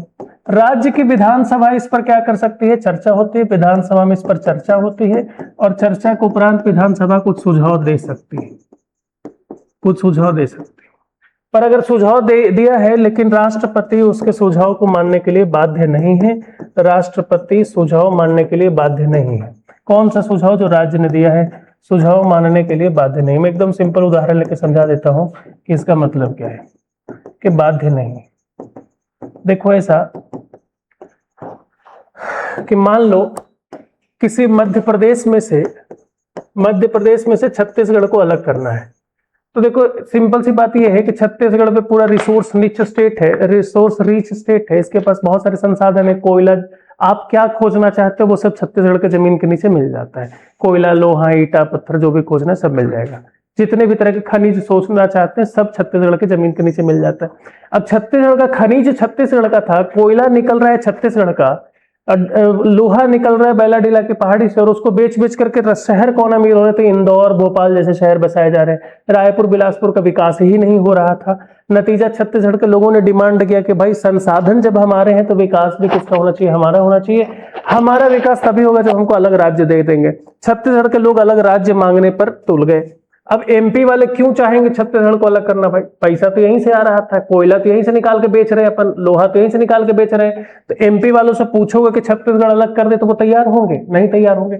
इसलिए ऐसे में राज्यों के पास यह हक ही नहीं दिया गया कि वो कुछ कह सके। यह पूरा अधिकार किसके पास है, संसद के पास है, यानी केंद्र सरकार के पास है। केंद्र सरकार एक ड्राफ्ट बनाएगी, एक मसौदा तैयार करके एमपी को मध्य प्रदेश, चूंकि अभी तो छत्तीसगढ़ बना नहीं था, तो मध्य प्रदेश की विधानसभा में भेजेगी कि हम चाह रहे हैं कि एक मध्य प्रदेश से छत्तीसगढ़ को अलग कर दिया जाए, ड्राफ्ट बनाना चाह रहे हैं। इस पर आपके क्या ओपिनियन है, ओपिनियन आपके क्या है, आपके क्या इरादे हैं। जब ओपिनियन पूछा जाएगा स्टेट के पास तो ओपिनियन कैसे लोगे, राज्य से, तो राज्य की विधानसभा में चर्चा होगी। चर्चा के बाद विधानसभा कुछ सुझाव दे सकता है कि नहीं अलग मत करिए या अलग करिए, तो ये पार्ट छोड़ दीजिए, यहां से अलग करिए, वॉट एवर इट इज, कि शहडोल को इधर रखिए, शहडोल को उधर रखिए, ऐसा कुछ सुझाव ये दे सकते हैं। लेकिन जो सुझाव आया है, राष्ट्रपति वह सुझाव मानने के लिए बाध्य नहीं है। मान भी सकते हैं और नहीं भी मान सकते हैं। राष्ट्रपति सुझाव को मानने के लिए बाध्य नहीं है, राष्ट्रपति के पास ये अधिकार नहीं। उसके बाद क्या होगा कि जब सुझाव आ गया, अगर मान लिया तो भी, नहीं माना तो भी, ये जो बिल है, जो एमपी से राज्य छत्तीसगढ़ को अलग करने वाला ये मसौदा है, जो ड्राफ्ट है, इसको कहां रखा जाएगा? संसद में फिर से लाया जाएगा और संसद में इस पर होगी मतदान। मतदान कैसे होना चाहिए? तो मतदान साधारण बहुमत से होना चाहिए। मतदान साधारण बहुमत से किया जाएगा, साधारण बहुमत से करके पास कर दिया जाएगा, पारित किया जाएगा। याद आ रहा है क्या? कल कुछ संविधान संशोधन जब पढ़ रहे थे तो मैंने कहा था कि भारत का संविधान बहुत लचीला है, अनुच्छेद 2 और 3 के तहत संशोधन करने में केंद्र को कोई दिक्कत नहीं होती है। दिक्कत होगी भी कैसे? राज्यों से पूछना ही नहीं, बाध्यता ही नहीं है। तो केंद्र का जब मन करेगा तब आर्टिकल 2 और 3 के तहत नए राज्य का निर्माण कर देंगे। एमपी से कभी भी छत्तीसगढ़ अलग कर देंगे, किसी बिहार से कभी भी झारखंड अलग कर देंगे। अभी महाराष्ट्र से डिमांड चल रहा है कि विदर्भ को अलग कर दीजिए, नागपुर वाला इलाका, नागपुर गोंदिया का इलाका जो है, इसको अलग करने का डिमांड चल रहा है। तो जिस दिन केंद्र सरकार का मन होगा उस दिन राज्यों को छिन्न भिन्न कर सकते हैं, राज्यों को उस दिन डिस्ट्रक्ट कर सकते हैं, राज्य के कई टुकड़े कर सकते हैं। राज्यों के पास इतना भी अधिकार नहीं है कि वह उसका विरोध करे। पूरा अधिकार किसके पास है? संसद के पास है। संसद बहुत आसानी से ये सारी चीजें परिवर्तित कर सकती है। कैसा करना है? तो साधारण बहुमत से, मतलब 50% ऑफ आए हुए लोग, जितने आए हैं उसका 50% वोट लीजिए और उसको क्या कर दीजिए? परिवर्तन कर दीजिए। तो संसद के पास बहुत आसानी से ये क्या किया जाएगा? ये सब काम कर सकते हैं। तो इतनी बातें हैं कि कैसे निर्माण की प्रक्रिया है। मेरे हिसाब से आपको अगर कुछ लिखना है तो लिखिए, नहीं लिखना है तो बस कम से कम नीचे वाली लाइन तो लिख ही लेना है हम लोगों को। आप जो जो बताइए, ऊपर वाला लिखना ऊपर वाला लिखिए, नीचे वाला लिखना नीचे वाला लिखिए। पूरा लिख रहे हैं? लिख लीजिए फटाक से। ट्रांसलेट करने की जरूरत है? लिखिए फर्स्ट लाइन, फर्स्ट पॉइंट में लिखिए, union government will prepare a draft, union government will prepare a draft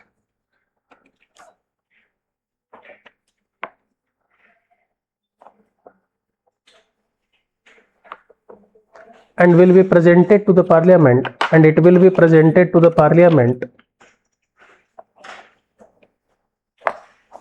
with the prior approval of the president, will be presented to the parliament with the prior approval of the president,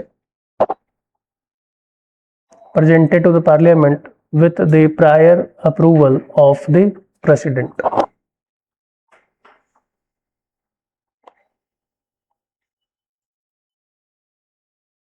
prior approval of the president. Second point लिखिए, second point, this bill will be sent, this bill will be sent to state legislature by the president, will be sent to state legislature by the president, by the president. Next point, however, the president is not bound to, president is not bound to consider, not bound to consider the views or opinion of the state legislature, consider the views or opinion of, consider the views or opinion of the state legislature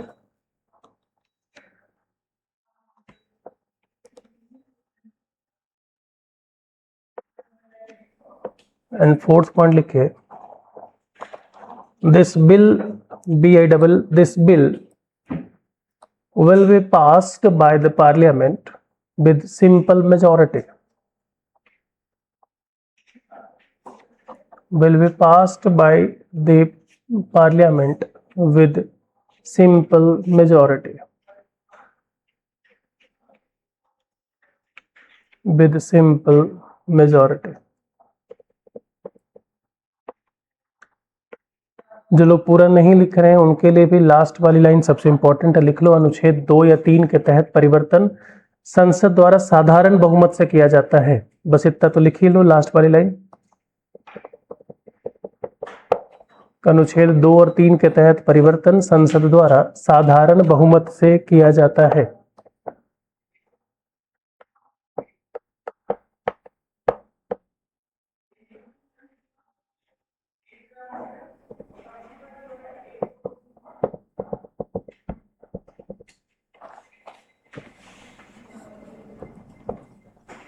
देखो ऐसा इसलिए कहा जाता है क्योंकि ये राज्यों से नहीं पूछा जाएगा फिर सर क्या ये संविधान का परिवर्तन है, क्या संविधान का संशोधन है, तो टेक्निकली तकनीकी तौर पर ये संशोधन नहीं कहलाता है, पर वास्तव में ये संविधान का संशोधन ही होता है।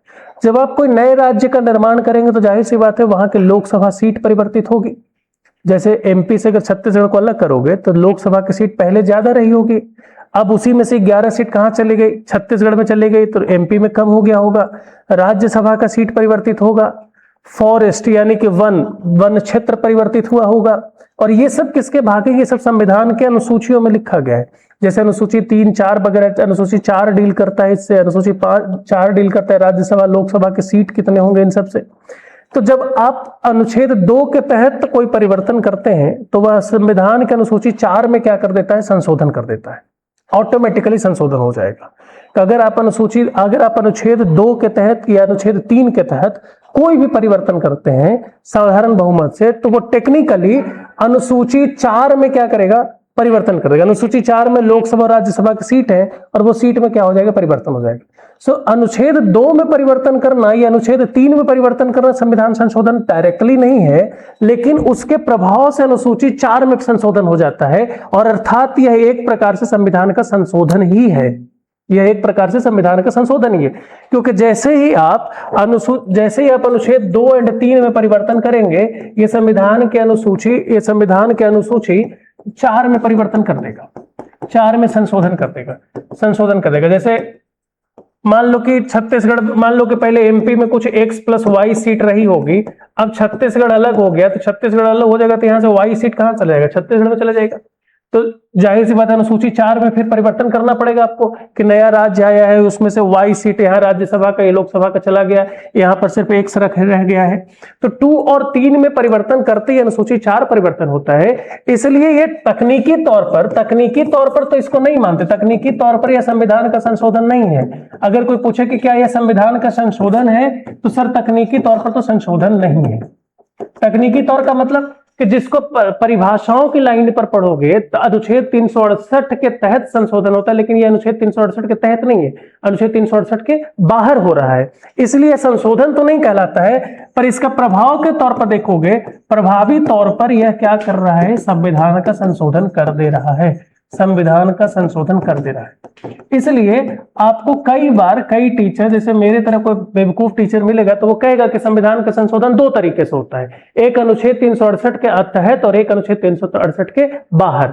और जो बाहर वाला संशोधन है वो कौन सा है, उसका उदाहरण कौन सा है, अनुच्छेद 2 और अनुच्छेद 3। कई चीजें बदलती हैं, जैसे फॉरेस्ट बदल जाएगा, रिवर्स बदल जाएंगे, डैम्स के कंडीशन बदल जाएंगे।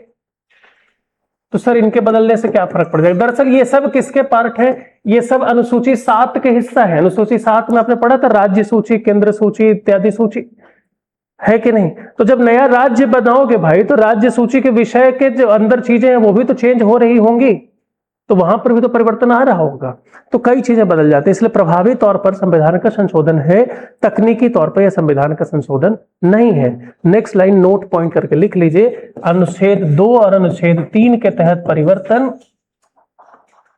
अनुच्छेद 2 और अनुच्छेद 3 के तहत संसद द्वारा किया गया परिवर्तन, अनुच्छेद 2 और अनुच्छेद 3 के तहत संसद द्वारा किया गया परिवर्तन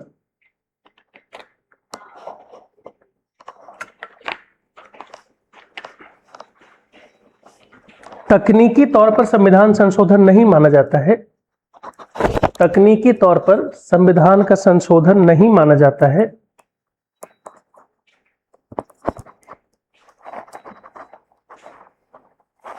तकनीकी तौर पर संविधान का संशोधन नहीं माना जाता है,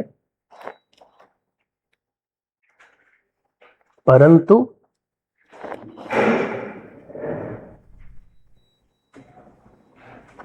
प्रभावी तौर पर इसे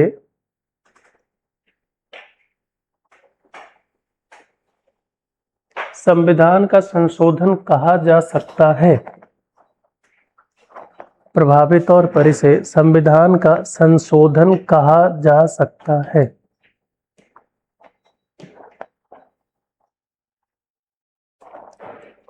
Any change by the Parliament under Article 2 and 3. Any change by the Parliament under Article 2 and 3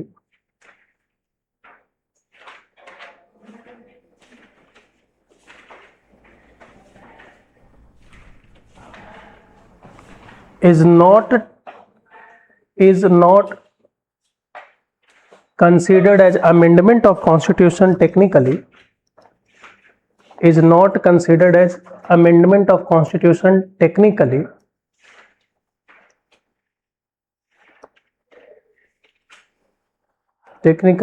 comma,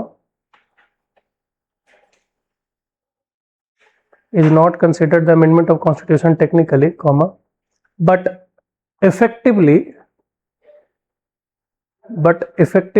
it amends some key provision of the Constitution. But effectively it amends some key provisions of the Constitution.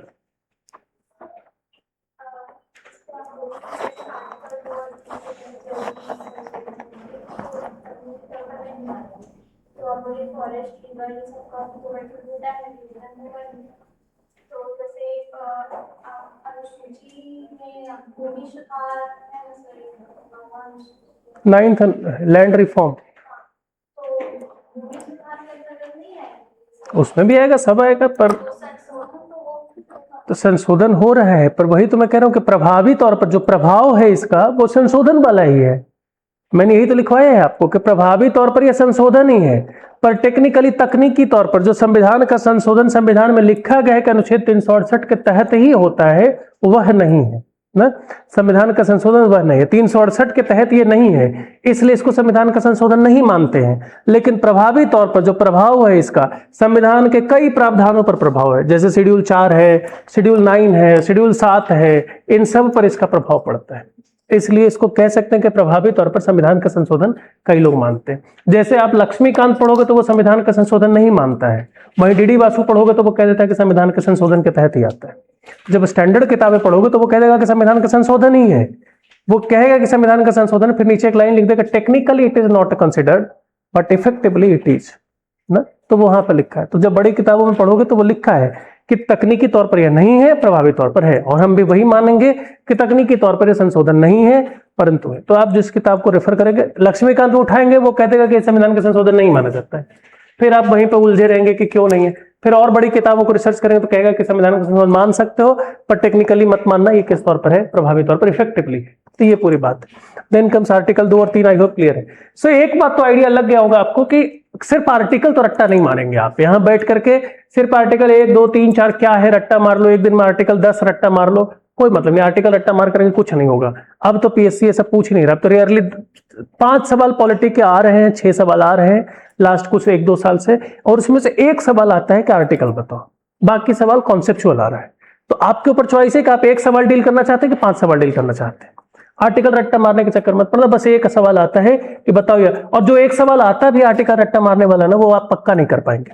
जैसे पिछले साल पूछ लिया high court का transfer किस article के तहत होता है, तो फिर आपको, हालांकि ये अलग बात है कि आप अगर किसी अच्छे के साथ रहेंगे तो आपको पता चलेगा कि कोई क्रैश कोर्स में मैंने वो हाईलाइट कर दिया था कि ये वाला एग्जाम में आ रहा है, और वो आया था। रीजन ये नहीं था कि मुझे एग्जाम का पेपर पता, रीजन इसलिए कि वो करंट अफेयर्स में था। सो आपको करंट अफेयर्स पढ़ना नहीं है, करंट अफेयर्स को स्टैटिक से लिंक करना है। जैसे आज अमरावती वाला उसने पूछ लिया कि सर वो चेंज करने वाला है, वो पूछ लेगा ऐसा कुछ, अमरावती चेंज हुआ है भाई, केरल का नाम केरलम चेंज हुआ है, कौन से अनुच्छेद में हुआ होगा। आपसे अगर सीधा सीधा देखो, जो आर्टिकल रट्टा मारेंगे उनसे अगर ये सवाल पूछा जाए कि भारत के राज्य में सीमा में परिवर्तन, नाम में परिवर्तन किस अनुच्छेद के तहत होता है, तो वो कह देगा आर्टिकल 3 में होता है। लेकिन उसी सवाल को बस थोड़ा सा ऐसा पूछ दो कि हाल ही में भारत सरकार ने केरल का नाम केरलम कर दिया है, किस अनुच्छेद के तहत संशोधन हुआ होगा? अब मामला गड़बड़ हो जाता है, वहां ऑप्शन में 368 जरूर रहेगा और टिक भी कर देंगे 368, क्योंकि सर संविधान में तो संशोधन हुआ होगा, सरकार ने संशोधन किए हैं, पर वहां गड़बड़ हो गया। आंसर कौन सा था? आर्टिकल 3 था। सो अब जो सवाल पूछ रहे हैं वो करंट अफेयर से स्टैटिक को लिंक करता है, इसलिए सिर्फ आर्टिकल रट्टा मार के तो नहीं चलेगा। अगर आप सच में पीएससी को सीरियसली देना चाह रहे हैं तो। बाकी अगर आप घर से टाइम मांगने के लिए आए हैं कि 1 साल टाइम मिल जाएगा, घर पे नहीं बैठे रहने से अच्छा है कुछ पढ़ लेंगे, तो फिर बात अलग है। पर सच में आप प्रिपरेशन करने आए हैं तो आपको तो कॉन्सेप्ट में जूझना पड़ेगा। तो आई होप आपको क्लियर हो गया हो कि आर्टिकल 1, 2 तो ऐसे तो नहीं रट्टा मारेंगे, सारी कहानियां पढ़ करके जाएंगे। देन आर्टिकल 2 और 3 को बचाने वाला एक आर्टिकल है, आर्टिकल 4 है, बहुत इंपॉर्टेंट नहीं है, एग्जाम में नहीं आता है। इसने सिर्फ वही कह दिया है जिस पर इतनी देर से हम लोग बहस कर रहे थे। कह रहा था कि आर्टिकल 4 कहता है कि अगर कोई परिवर्तन अनुच्छेद 2 और 3 के तहत कर रहे हैं तो वह अनुच्छेद 368 लागू नहीं होगा। सिर्फ इतना कह रहा है कि अगर आप कोई परिवर्तन अनुच्छेद 2 और 3 के अंतर्गत कर रहे हैं तो उस पर अनुच्छेद 368 लागू नहीं होगा। अर्थात संविधान का संशोधन तकनीकी तौर पर मत मानिए, लेकिन ये संशोधन तो कर रहा है, यही कहना चाह रहा है। आर्टिकल 4 यही कह रहा है कि यह संशोधन मत मानिए। अब संशोधन माना जाएगा, देखो कह रहे हैं कि 2 और 3 के अंतर्गत बनाए गए कानूनों में संविधान में आवश्यक संशोधन होगा, लेकिन यह 368 के अधीन नहीं होगा। मतलब तकनीकी तौर पर संशोधन नहीं है, पर प्रभावी तौर पर तो यह आवश्यक संशोधन है, यही तो कहना चाह रहा है। और यह सब किससे किया जाएगा? साधारण बहुमत से किया जाएगा। बात समझ में आ गई? साधारण बहुमत से। फटाक से इसको जो लिखना है लिख लीजिए।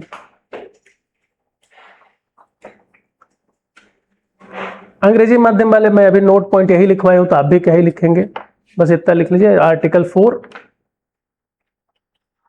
Laws made under article 2 and 3, laws made under article 2 and 3,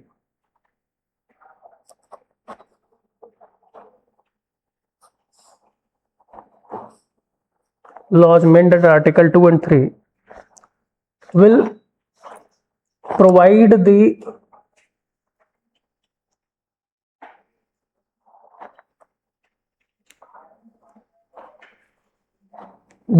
the amendment in the constitution, but will provide the amendment in the constitution, but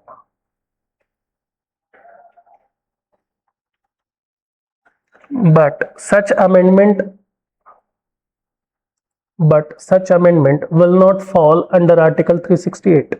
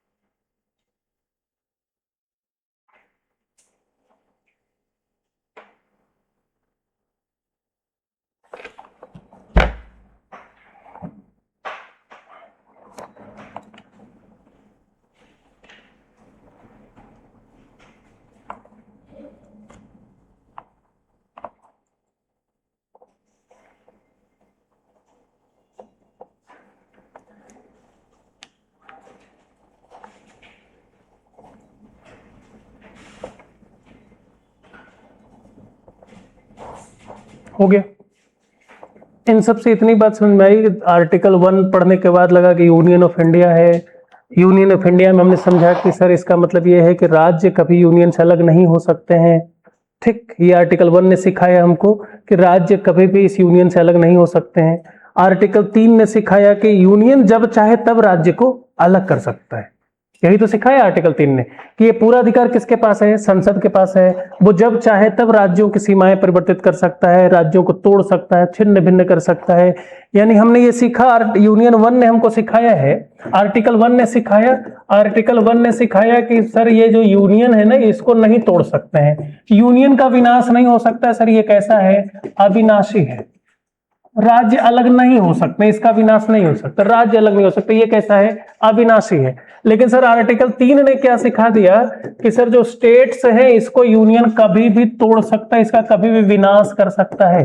यानी कि भारत का राज्य कैसा है, विनाशीकारी, विनाशी है। इसका मतलब हम कह सकते हैं, यहां से एक बड़ा फेमस स्टेटमेंट है कि the union of India, the India is indestructible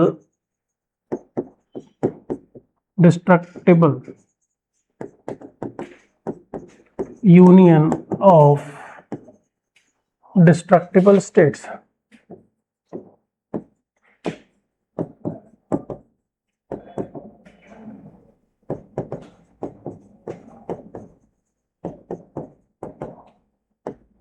कहीं कोने में डब्बा बना के आप भी लिख दीजिए, ऐसा हिंदी माध्यम में भी, कि भारत एक विनाशी राज्यों का अविनाशी संघ है। अर्थात भारत एक विनाशी राज्य का, भारत एक विनाशी राज्यों का, भारत एक विनाशी राज्यों का अविनाशी संघ है। स्टेटमेंट में सवाल पूछा गया है, झारखंड पीएससी 2023। भारत एक विनाशी राज्यों का अविनाशी संघ है। India is indestructible union of the destructible states. ये बात हमको आर्टिकल 1 और 3 ने सिखा दिया है। इतनी बातें आपको पढ़नी है कि इस तरह से कैसे काम हो। दो बातें हैं, अब यूनियन ऑफ इंडिया आपने पढ़ लिया और दूसरी चीज है टेरिटरी ऑफ इंडिया। देखो, एक तरफ आप कह रहे हैं कि यूनियन ऑफ इंडिया भारत एक संघ है, दूसरी तरफ कह रहे हैं टेरिटरी ऑफ इंडिया। आपको आर्टिकल 1 याद है? आर्टिकल 1 में आपने क्या कहा था? आर्टिकल 1 का क्या हेडिंग पढ़े थे हम लोग? तो आर्टिकल 1 कह रहा था यूनियन एंड इट्स टेरिटरी।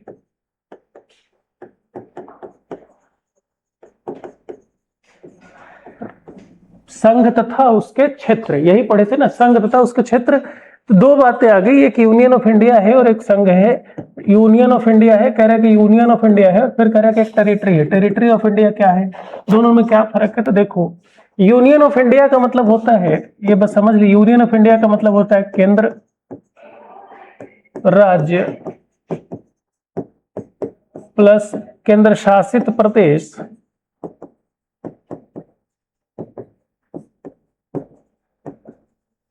जिसमें विधानसभाएं हैं।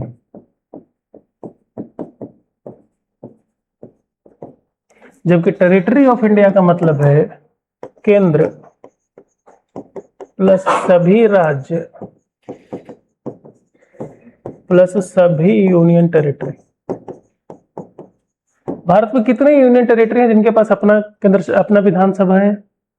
भारत के पास कितने केंद्र शासित प्रदेश हैं जिसके पास अपना विधानसभा है? कितने? अरे सबको पता है, आप लोगों को मालूम है, आप लोग बता नहीं रहे हैं। एक है दिल्ली। पहले कितने केंद्र यूनियन टेरिटरी ये तो मालूम है? कितने यूनियन टेरिटरी है? 7। मेरे को 8 लगता है कि 8 है। पक्की बात? पक्का ना 8 है? कौन कौन है?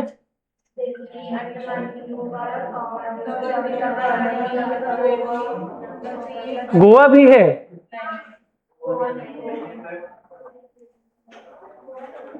मेरे लिए कोई इतना सा पानी लाओ। आप समझ गए होंगे इतना सा पानी क्यों चाहिए। भारत में टोटल 8 यूनियन टेरिटरी हैं। चंडीगढ़ है, गोवा राज्य है, अब उसमें नहीं जाएंगे, आपका काम है। राज्य कितने हैं टोटल? 28 राज्य हैं, 8 यूनियन टेरिटरी है। देखो, भारत में एक केंद्र है, सेंटर है, प्लस 28 राज्य है, plus 8 union territory. 8 union territory. 8 union territory में 3 ही ऐसे हैं जिनके पास विधानसभा है, पुडुचेरी और जम्मू एंड कश्मीर।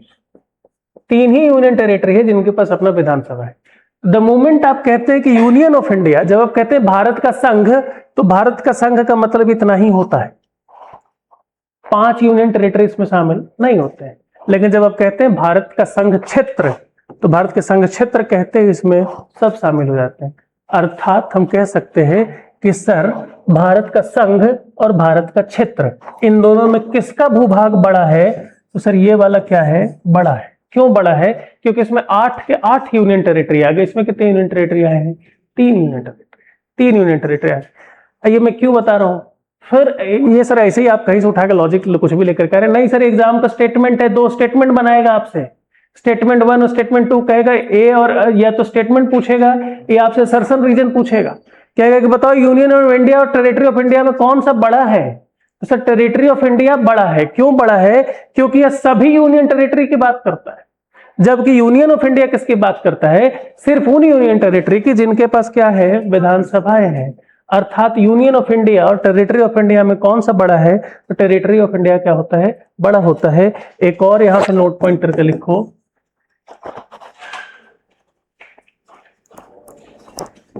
कि भारत संघ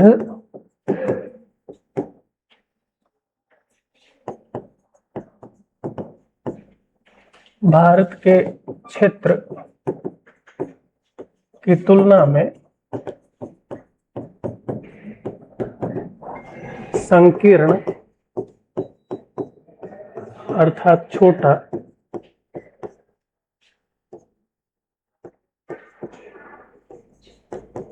माना जाता है।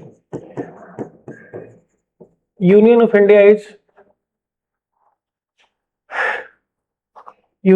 Is smaller than the territory of India.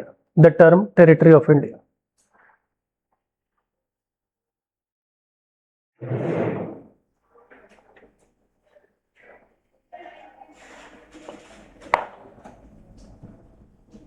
समझ में आया क्यों छोटा है? क्यों छोटा है भाई? क्योंकि इसमें यूनियन ऑफ इंडिया में सिर्फ 3 ही यूनियन टेरिटरी शामिल है, दिल्ली, पुडुचेरी और जम्मू कश्मीर, और बाकी में 8 यूनियन टेरिटरी शामिल। चंडीगढ़ भी आ जाता है। कौन कौन सी यूनियन टेरिटरी है? नाम याद कर लीजिए, दिल्ली, पुडुचेरी, जम्मू कश्मीर, लेह लद्दाख, दादर नगर हवेली, अंडमान एंड द्वीप, चंडीगढ़, अंडमान निकोबार और लक्षद्वीप। इतने सारे भारत के 8 ऐसे यूनियन टेरिटरी हैं जो आपको नाम याद होना चाहिए। गोवा तो कतई नहीं है, गोवा तो राज्य है, छोटा सा राज्य, भारत के सबसे छोटे राज्यों में से एक है गोवा। 40 विधानसभा सीट है वहां पे, प्रमोद सावंत मुख्यमंत्री। इतनी सारी बातें याद है। आज के इतने सारी यूनियन टेरिटरी की जरूरत क्यों होती है? ओम सागर साहू कह रहे हैं यूनियन टेरिटरी की जरूरत क्यों होती है? भाई क्यों नहीं? यहाँ लोग इस देश में अपने खेत में आप अपने टाउ से 1-1 इंच के लिए लड़ाई लड़ लेंगे और टेरिटरी को छोड़ देंगे हम अपना? ये बहुत सही सवाल है उनका, ध्यान से सुनो। ये कह रहे हैं, चलो मजाक सेट करके, चलो टाइम लग ही गया है पर समझ लेते हैं। ये कह रहे हैं कि यूनियन ऑफ इंडिया की जरूरत क्या है? तो हमने इनके लिए भारत का एक मैप बना दिया और आप सबके लिए यहाँ पर ये अंडमान निकोबार टाइप चीज है क्या? और इधर कुछ लक्षद्वीप ऐसा कुछ है क्या? ऐसा ही है ना। हमने ये बना दिया टेरिटरी ऑफ इंडिया। देखो ध्यान से, अगर सिर्फ आप यूनियन ऑफ इंडिया की बात करेंगे ना तो इतना ही भाग आपका है, आप इतने में घूम करके रह जाएंगे। समुद्र के नीचे इतना ही, समुद्र के अंदर भी आप जानते होंगे, पता नहीं आप जानते हैं कि नहीं, ज्योग्राफी पढ़ लिया आप लोगों ने? ज्योग्राफी पढ़ लिया है सब लोग? बोलो हाँ या ना। हाँ, समुद्री सीमा और भूभाग की सीमा में क्या फर्क है? समुद्री सीमा कितना है? भारत का समुद्री सीमा कहां तक जाती है? पता नहीं आप लोगों ने पढ़ा है, मुझे मालूम है आप लोग नहीं पढ़े होंगे, मैं गारंटी दे रहा हूं। तो देखो, अगर किसी देश की सीमा यहां पर है तो इस देश की सीमा से 12 नॉटिकल माइल तक के, नॉटिकल माइल जानते हो समुद्री दूरी नापने का एक इकाई होता है, तो 12 नॉटिकल माइल ये होता है जो देश की सीमा है, तो इसको कहते हैं बेस लाइन। इसको कहते हैं बेस लाइन।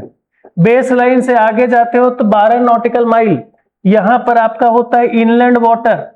यहां तक आप, यहां पर आपके समुद्र के जहाज वगैरह इतने में घूम रहे होते, पेट्रोलिंग वगैरह करते हैं। इसके आगे का जो 200 नॉटिकल माइल है, 200 नॉटिकल माइल जो है, इस वाले इलाके में ये आपका है एक्सक्लूसिव इकोनॉमिक जोन। ज्योग्राफी में पढ़ेंगे तो ये मिलता है एक्सक्लूसिव इकोनॉमिक जोन। इस इलाके में आप पेट्रोलियम पदार्थों का खनन कर सकते हैं। कभी मिलना पेपर 7 में इसको डिटेल में डेप्थ में पढ़ाएंगे। इसको कहते हैं इकोनॉमिक एक्सक्लूसिव जोन। इस इलाके में आप पेट्रोलियम वगैरह निकाल सकते हैं। बात समझ आ रही है? पेट्रोलियम वगैरह जो नेचुरल गैस है, पेट्रोल डीजल का उत्खनन होता है, वो इसी इलाके में होता है। इस इसका नाम क्या है? एक्सक्लूसिव इकोनॉमिक जोन इसको कहते हैं, इसमें निकालते हैं। इसके आगे का जो पानी है ये कहलाता है इंटरनेशनल वाटर। अगर किसी देश के जहाज को अगर आपकी सीमा की तरफ आना है तो यहां से घुसते ही आपसे परमिशन लेना पड़ेगा। बिना इस देश के परमिशन के, बिना इंडिया के परमिशन के यहां पर कोई जहाज नहीं घुस सकता किसी देश का। अगर आपको बिना परमिशन का घूमना है तो ये वाला इलाका खाली है, बिना परमिशन के घूमिए। लेकिन जैसे इसके अंदर आएंगे आपको परमिशन चाहिए, अगर बिना परमिशन के आएंगे आपको मार दिया जाएगा, यहीं पे आप नहीं आ सकते। फिर इसके अंदर तो परमिशन के साथ भी बहुत कम लोगों को आने दिया जाता है। ठीक, ये भारत की सीमाएं इस तरह से डिवाइड होती है, इस तरह से भारत की सीमाएं बनती है। सो अब देखो कि क्यों यूनियन ऑफ इंडिया की जरूरत पड़ती है। अगर भारत का ये अंडमान निकोबार हिस्सा नहीं होता भाई तो 200 नॉटिकल माइल यहीं खत्म हो गया होता। लेकिन अंडमान निकोबार होने से हमारा नॉटिकल माइल कहां खत्म होगा, हमारी समुद्री विस्तार हो गया कि नहीं। यानी कि अब हम इतने इलाके में पेट्रोल और डीजल निकाल सकते हैं, इतने इलाके में पेट्रोल डीजल जितना निकालना है, उत्खनन करना, नेचुरल गैस निकालने के लिए बहुत बड़ा इलाका मिल गया। वरना हमको तो यहीं तक सीमित कर देते। ऐसे इधर भी इतना सारा इलाका है, नहीं तो यहीं पर खत्म हो गया था हमारे एक्सक्लूसिव इकोनॉमिक जोन। अब हमारा इलाका क्या हो गया है, बढ़ गया है। इसलिए यूनियन ऑफ इंडिया, ये टापू इत्यादि पर कब्जा किया जाता है ताकि आपका एक्सक्लूसिव इकोनॉमिक जोन बढ़े और जिससे आप क्या करें, देश के लिए संसाधन आप अपने यहां जुटाएं। इसलिए भाई ये टेरिटरी ऑफ इंडिया, ओम सागर, इसलिए टेरिटरी ऑफ इंडिया जरूरी है। इसका आंसर ज्योग्राफी में छिपा हुआ है कि आप अपने देश का एक्सक्लूसिव इकोनॉमिक जोन यानी आर्थिक जोन को बढ़ाना चाहते हैं ताकि उसमें से ज्यादा नेचुरल गैस, ज्यादा पेट्रोलियम इत्यादि इत्यादि निकाल सके। बहुत इंपॉर्टेंट कॉन्सेप्ट है ये। इस पर जो लॉ, जिस कानून के द्वारा ये लगता है उसको कहते हैं यूएन क्लॉज। यूएन क्लॉज एक कानून है जिसके द्वारा ये सब लागू होता है, United Nation Convention and law over the ocean sea. इसको लगाते हैं आप, इसको लगाते हैं ईजेड वगैरह लगाते हैं। तो यूनियन ऑफ इंडिया हो जाने से भारत की बाउंड्री क्या हो गई, बढ़ गई। आपके समुद्री जो प्रभाव क्षेत्र है वो क्या हो गया, बढ़ गया है। वरना आप कहाँ यहीं तक सीमित हो जाते। इसलिए ये यूनियन टेरिटरी वगैरह जरूरत है। आप कभी देखना ब्रिटेन उटेन का मैप देखना, ब्रिटेन यहीं खत्म है पर यहां पर उसका कोई एक टापू होगा। आप भारत के ऊपर चीन का इलाका देख लीजिए, अगर आप कभी चीन वाले इलाके को देखेंगे तो ये हमारे इंडिया है, इधर कुछ बांग्लादेश वगैरह, नीचे म्यांमार वगैरह यहाँ पर मिल जाता है, कंबोडिया, और नीचे कंबोडिया उम्बोडिया जितने क्षेत्र हैं, वियतनाम वगैरह क्षेत्र यहाँ पर है। और इधर शुरू हो जाता है भारत का जो इधर जो क्षेत्र है, ये कौन सा इलाका है, तो सर ये है इंडोनेशिया वगैरह का इलाका। यहाँ शुरू होता है, यहाँ पर कौन है, चीन है, यहाँ पर चीन है, यहाँ पर उसका ताइवान वगैरह है, यहाँ पर उसका ताइपे है। इस इलाके में कई सारे फिलीपींस, मनीला वगैरह देश, जो फिलीपींस वगैरह देश हैं वो इधर है। इस इलाके में चीन और बाकी देशों के बीच लड़ाई इसीलिए है ताकि यहाँ पर ये, अब देखो चीन यहाँ तक आ गया, ऐसे तो चीन की सीमा यहीं खत्म हो रही थी तो उसका एक्सक्लूसिव जोन तो यहीं खत्म हो जाना चाहिए था, लेकिन इसको कब्जा लिया तब एक्सक्लूसिव जोन कहाँ आ गया, यहाँ आ गया। इनका एक्सक्लूसिव जोन कहाँ है, यहाँ है। दोनों का एक्सक्लूसिव जोन क्या हो रहा है, लड़ाई हो रही है। दुनिया भर में अशांति फैला इसी एक्सक्लूसिव जोन के कारण। इसलिए टेरिटरी ऑफ इंडिया को कब्जाना बहुत जरूरी है, यूनियन टेरिटरी इसलिए बहुत जरूरी है। ठीक, तो ये सारी चीजें, इसलिए भारत ने जब पुर्तगीज छोड़ के गए तो अंडमान निकोबार को भारत में मिला लिया गया था। तो इसलिए टेरिटरी ऑफ इंडिया जरूरी है। आज की सफाई इतनी ही विसर्जित होती है। आपको समझ में आया कि नहीं मालूम नहीं, आ रहा है समझ में, ऐसे ही पढ़ना है कि आर्टिकल रट्टा मारने बता दो।